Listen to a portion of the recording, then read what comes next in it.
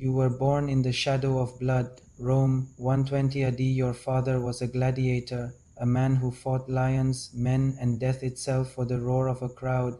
They called him the beast of the arena. To the people, he was a hero. To you, he was just father. But Rome doesn't let heroes rest. Heroes belong to the people, not to their children.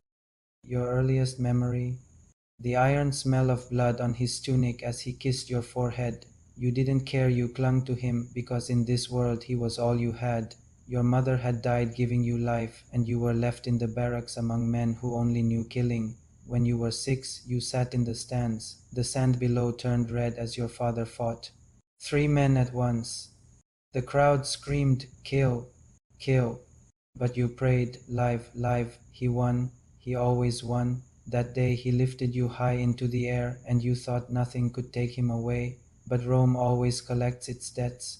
By the time you were 12, your father was growing slower. His scars deepened, his arms stiffened. The crowd noticed. The cheers turned to jeers. The gladiator who once made emperors clap was now mocked as an old dog.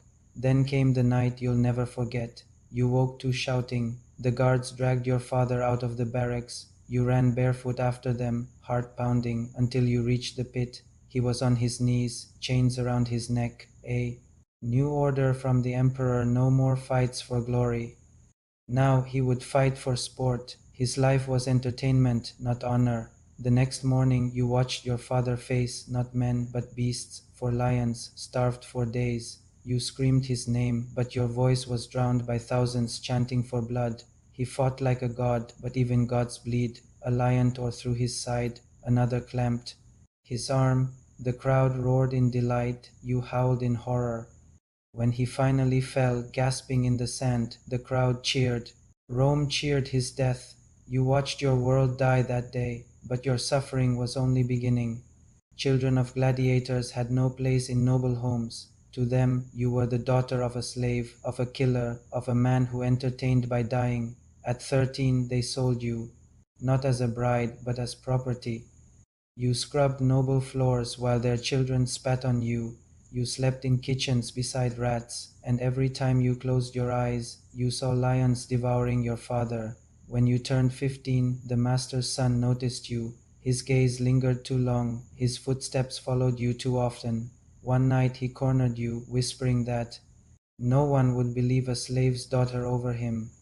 You tried to scream. He silenced you. You begged the goddess for help, but no god descended. When dawn came, you weren't a child anymore. You weren't free either. When the mistress found out, did she comfort you? No, she called you a temptress, a whore, said you brought shame into her house. You were beaten until you bled, then sold off again. Rome was full of buyers. Years passed. You grew into a woman, but never into peace. You worked the lowest jobs, carrying water, cleaning latrines, serving wine to men who thought your body came with the cup.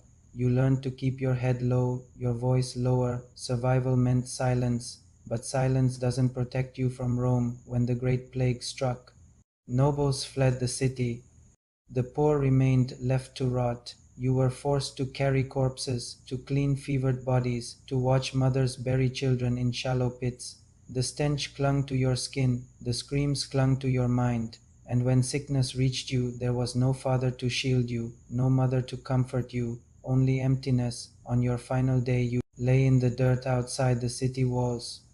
No priest came, no family came. You thought of your father's last fight, how he died for their amusement, and how you had lived only to suffer for his bloodline. When you died, they didn't carve your name. They dumped you in a pit of slaves, nameless, faceless, forgotten, the daughter of a gladiator who bled for Rome, erased like sand after a storm. And that was your story, born from a fighter, raised in chains, broken by men, abandoned by rulers. So the next time someone tells you Rome was full of glory, honor, and civilization, remind them it wasn't for everyone. Sometimes Rome was nothing but blood, chains, and silence, and nothing sucked harder than being the daughter of a gladiator.